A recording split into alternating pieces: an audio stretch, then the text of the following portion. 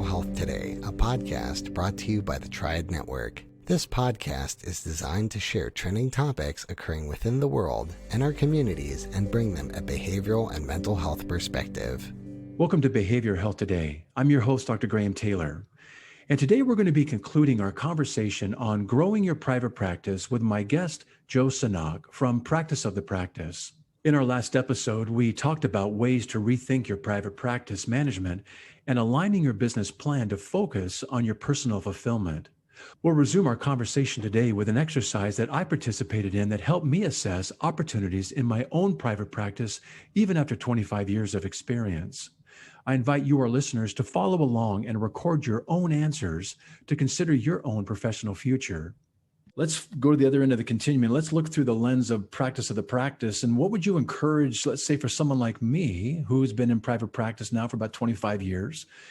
And what types of things might you encourage me to consider for my professional future? Well, Graham, I'd first want to ask you a couple of questions, if that's okay. Please do. So first, I'd love to hear, when you're working with a certain type of client, which clients do you leave with more energy rather than less? Usually couples, and usually those working through some traumas in their lives and developing a more valid self-meaning of who they really are. Okay, so let's just do the couples one. So what type of couples are you working with that give you a lot of energy? Those that come in with an openness of an understanding that I bring something to this relationship, but I'm not sure what it is. And if I can be clear about what that is and recognize that through this, we can actually grow stronger than we've ever been. And within this relationship, there lies the potential for there to be corrective emotional experiences had that we're both looking for in our lives, but we get a chance now within this marriage to experience. Mm. And I imagine, doing this for 20 plus years, that you probably see similar questions or kind of things over and over, especially in the first 3 to 5 sessions.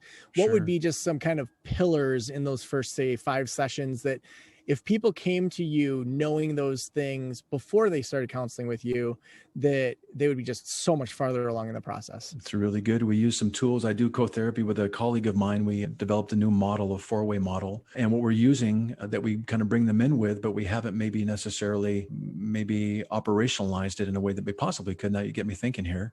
Appreciate the questions, by the way. We use early memories, a questionnaire. We use a pretty detailed family history. And then we also bring in some EMDR if it's necessary to help work through some traumas.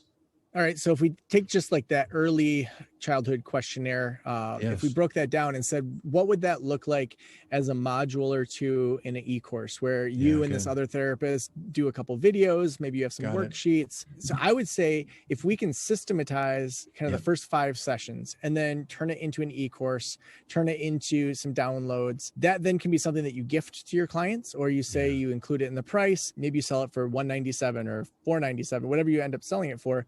But that then becomes a product that you could do something else with. So imagine you create this robust, like five session, like speed up progress for couples that are in a particular issue. Then I'd say, coming on to therapy podcasts and talking about that particular e-course, it's $497 per couple. Here's how it works. It gives you this sort of assessment as a therapist. You get these guiding things. Also, your clients are highly prepared. Also, it's an additional income source. So, we give you, you can purchase a certain number of these and choose to sell them at a different rate than that. So then you have all of these therapists that are doing that. And maybe you even, on the podcast you promote it, or on other people's podcasts, promote it. Now you're starting to take something that inside and out that is going to help your clients, but then also it helps other people that maybe they say, I want training from Graham. Like I want to, fly out and hang out with him and learn this method and be certified. And so maybe there's a certification element where you say, it's $2,000. I do it, once a year. I only take 50 people. You make $100K in a week. And you're like, okay, I have all these certified people. And then they just get access maybe to the assessment for free because they dropped to 2K. So then you're like, okay, $100K in a week. That's a pretty awesome week. What else can I do here? Well, now I have a level 2, but you don't know. I mean, there's lots of ways that we can, once you get that audience, you can ask the audience what they want next, so that you're basically ensure that you're going to sell out in the next time. So that's where I would start. And that, folks, is exactly what Practice of the Practice does right there. That was beautiful. That's what it gets to look like, isn't it, Joe? That's it right there, just in a nutshell. It's interesting. I think that later in our lives, when we've been in the field for a while, we don't see just how much we know. I actually had this consulting client that was outside of the therapy industry. He's an oil and gas guy he is an amazing engineer at storing oil and gas underground in an ecological way so that when the cost of oil goes up, you can sell it at a premium. So that's what he's trained people for his entire life. So we walked through that exact process that I just did with you. And what he did is he created oil and gas school. And it was a 4-day event where this was pre-COVID, where people would fly in to work with him for 4 days. They would spend, I think it was $3,000 or $4,000 per person from their team. Most teams would send 3 or 4 people. So he would have 50 to 100 people in these 4-day events. He would rent out a hotel place for it. And his first time he did it, he grossed $75,000 in 4 days. And it's like, people need these trainings. Yeah. And now, I ran into him at the airport before all of the COVID stuff. And he's like, he gave me the biggest hug. And he just said, you absolutely changed my life, because he's passing on information to the next generation. I mean, yes, there's the money side. That's awesome to make that kind of money in 4 days, but he has a skill that very few people have. And he's teaching people how to store oil and gas in a way that doesn't screw up the environment.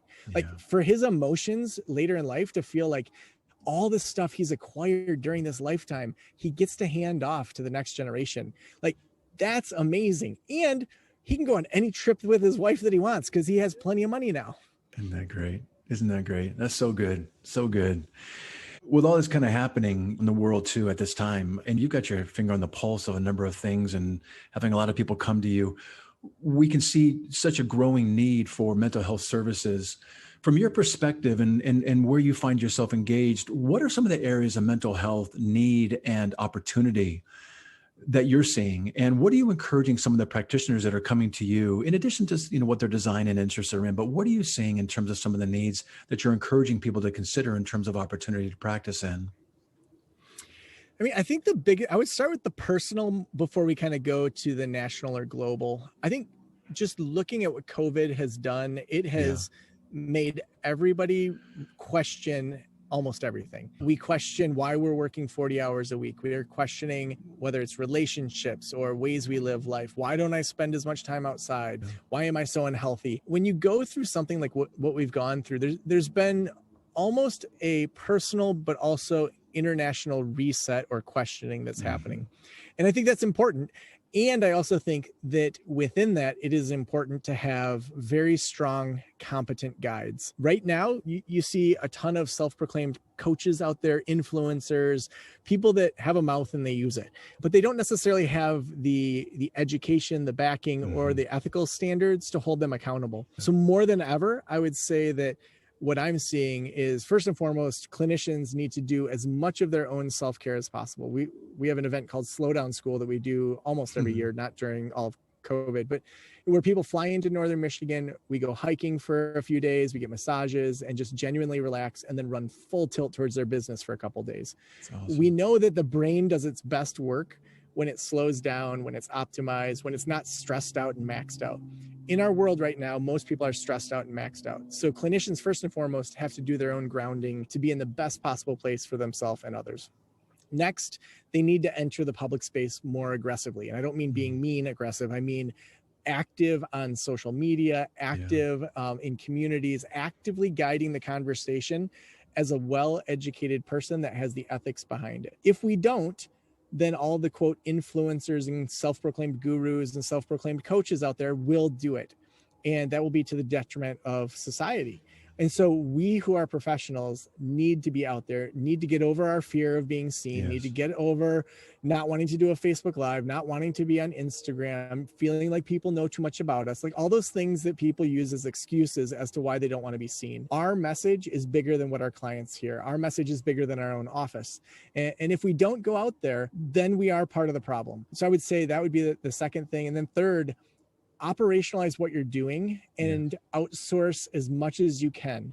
And so once you get your social media going, once you get your practice going, you shouldn't be answering the phone. You shouldn't be scheduling. those are all expenses to your energy and your time. It is better to hire people at $15 an hour to answer your phones so that you can go do the really big work. Yeah. Now, part of that sometimes feels entitled, like I'm too good to take out the trash. It's not coming from a place of I'm too good to do it. It's, is my energy best spent on this? I haven't mowed my lawn in 4 years because I realized I don't want to spend every Saturday walking back and forth just to save $35. I'd rather have, a full weekend with my family. It's an energy and it's a time expense. And so I would say you want to do what you do best and outsource the rest, and keep refining what that best is, because what's best today, a year from now, probably won't be the best use of your time. Yeah, that's really good. I love that encouragement around ways that we get to rethink, and actually ways that we can take active and assertive steps towards ways to to take our condition and make opportunities occur.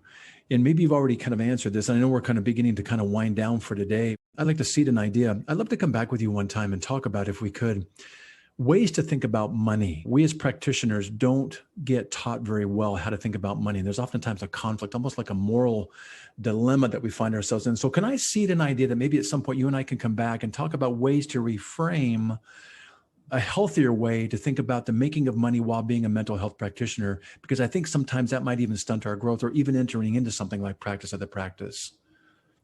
Yeah, 100%. I'd love to have a bigger and deeper conversation around that, because that money mindset is one of the most pervasive mindsets. I remember I was at the LPCs of Northern Michigan summer picnic a few years ago, and we're all eating, and it's all private practice clinicians at the table I was at. And this one guy said, man, I sometimes feel like I'm just, just above poverty, just above some of my clients in the way that I'm living. And this other one echoed it and said, oh my gosh, yeah, seriously, how can you make it on $63.12 from Priority Health? And like, they're all lamenting about money. And at the time I didn't speak up, now I would have, but I was charging $175 private pay, and all of my clinicians were charging $165 private pay. At the end of my career, when I sold my practice, I was $250 per session in a counselor saturated area, all private pay. The way they thought about money was from that martyr mindset. It was from the kind of classic social worker, societal, like money's bad, Scrooge McDuck, like people with money are always evil. And like I said at the beginning, money amplifies what's already there. And there's so many techniques and things that you can learn about money of, how to even just like set yourself up and your family up in a different way. Like, for example, we have our family podcast. I talked to my accountant about like, how can I legally pay my kids for doing this podcast and then put all of that money into a retirement fund, so that as a 6 and 9-year-old, they're getting $3,000 a year into this full market index Vanguard fund that statistically, if we just put in $6,000 over 2 years, like they're going to have I think it's like $3.2 million when they end up retiring. That's the kind of lifestyle change that I can affect a next generation with in the power that I have. And I also need to teach them, when you turn 18 and this is all legally yours, you could pull out that $50,000 that's sitting there. Or let's talk about money as a 6-year-old and run some calculators so you can see the millions of dollars you'll have. So there's an added level there. So I would love to have a much deeper conversation. We are definitely coming back to this, both as a clinician's way of thinking about this, so we avoid that, that moral quandary that we can easily get in, and that martyr mindset that can just be so stifling. And what it does, it stifles our ability to provide the services that we can provide, as well as some of the ways to think about money and to grow that wealth in a way that can be really, really beneficial to ourselves, our time, how it's spent, next generation. We'll be right back after word from our sponsor. Continuing education is both a requirement and a learning opportunity, but finding the right CE provider can be challenging. AATBS, a triad company, offers continuing education for psychologists, social workers, marriage and family therapists, counselors, and behavior analysts. CE courses are available both individually and as part of our new All Access Pass. All Access Pass provides a library of over 250 unique courses. That's more than 800 hours of CEs, with new courses being added every month. As a special offer, Behavioral Health Today listeners can save 15% on CE purchases. Visit us at aatbs.com/BHT and enter promo code BHT15 during checkout. That's aatbs.com/BHT. Check out our library and check off your CE requirements today.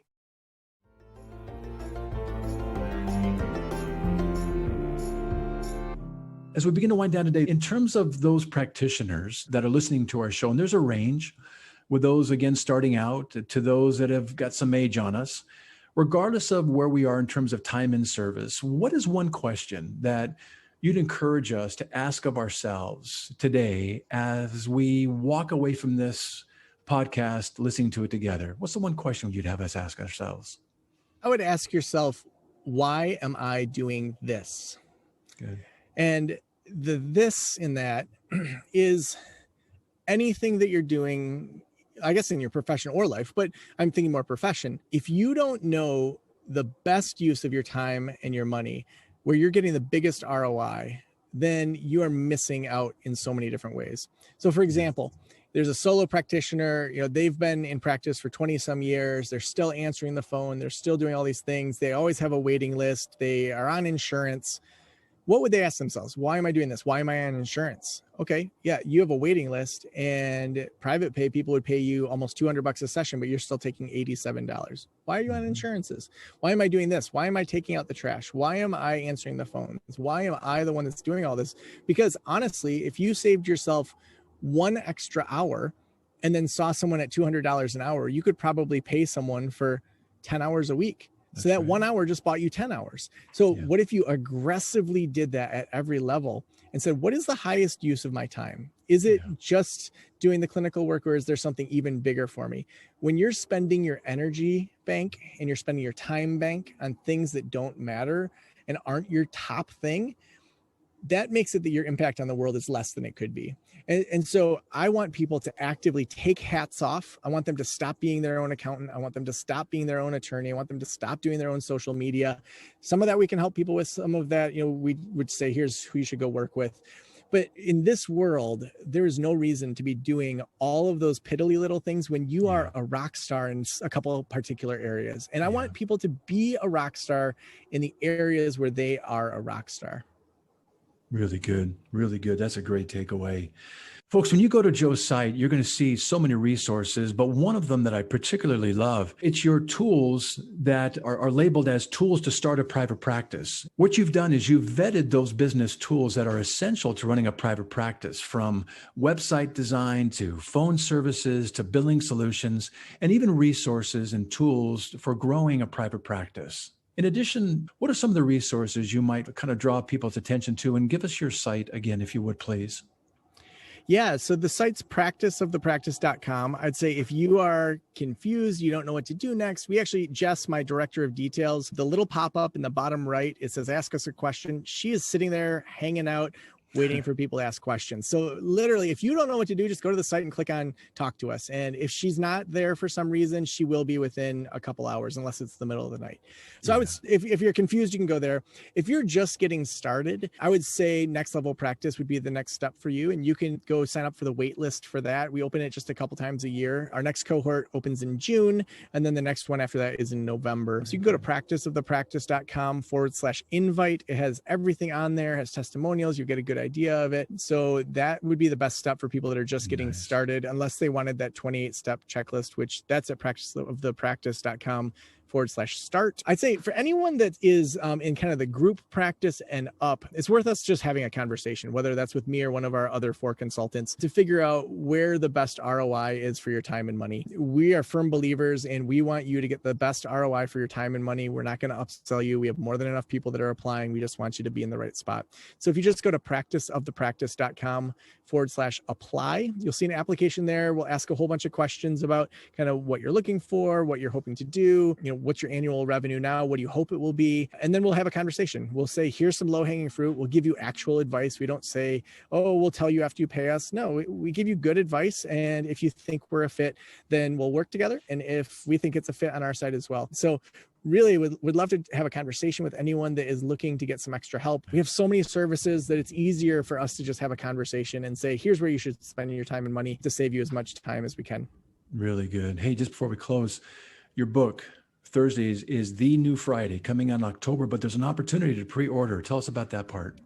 Yeah. So Thursday is the new Friday. It's all about how kind of the next step in business evolution is the 4-day work week. Up until the 1800s, almost everyone worked 6 or 7 days a week, and they worked about 10 to 14-hour days. Henry Ford in 1926 got us the 40-hour work week. Awesome. But we've outgrown that. We've seen that with COVID. The next step is a 4-day work week. And so we really walk through, how do you work less, make more, and have the lifestyle you want? I mean, right now I live out of a camper traveling the nation, doing what I enjoy. It's very practical, but we also look at a lot of the research. We look at a lot of the history. Just for example, the 7-day week was totally made up by the Babylonians. They made it up. They thought there was only 7 major celestial beings in the sky. So they said, let's have 7-day weeks. The Egyptians had an 8-day week. The Romans, they had a 10-day week. It's totally arbitrary. And so the book walks through how we made this all up, and we can make up what we want moving forward. We don't have to live the script of a 40-hour work week, which is less than 100 years old. Like, it feels like what's normal to us, but the reality is it's not. We can create whatever we want, and the world is shifting in this direction. We've looked at a bunch of different companies. One quick story: Kalamazoo Valley Community College in Kalamazoo, Michigan. There was an HVAC janitor who started looking at how they did their HVAC system. And he realized that if they had 4-day work weeks in the summer across the entire college, it could save millions of dollars. He took it to the board, and for about 5 years, all summer, all staff get 4-day work weeks. And they save millions of dollars by doing that. And there's all these other examples of businesses, people that have started to work less, but as a result, their businesses have totally exploded. So Thursday is the new Friday.com is where we're going to have all of those links. Wherever you buy books, it's through HarperCollins. So Amazon, wherever you want to go, get it, it'll be there. But Thursday is the new Friday.com is where you're going to be able to get that starting in midsummer. That's great. Congratulations on the book. It's really good. Thank you. Well, folks, as I said at the beginning of our time today, we're going to be talking with a guy that's got a great heart for his mental health colleagues. That's not hard to see, is it? And a real passion for his colleagues and those in this field to really experience the fullest potential in their professional lives. And Joe, we sure appreciate you being with us today. It's been a great time. Oh, this has been amazing. Been great. We'll look forward to coming back and talking about some of the money issues. And as we bring the show to a close, I want to thank you for listening in. And we really appreciate you joining us as always. And we'll look forward to having you join us next time on Behavioral Health Today. We appreciate all the support from our community. And if you like our show, one of the best ways you can support it is by giving us a 5-star rating and leaving a review. Behavioral Health Today is a podcast part of the Tribe Network, all rights reserved.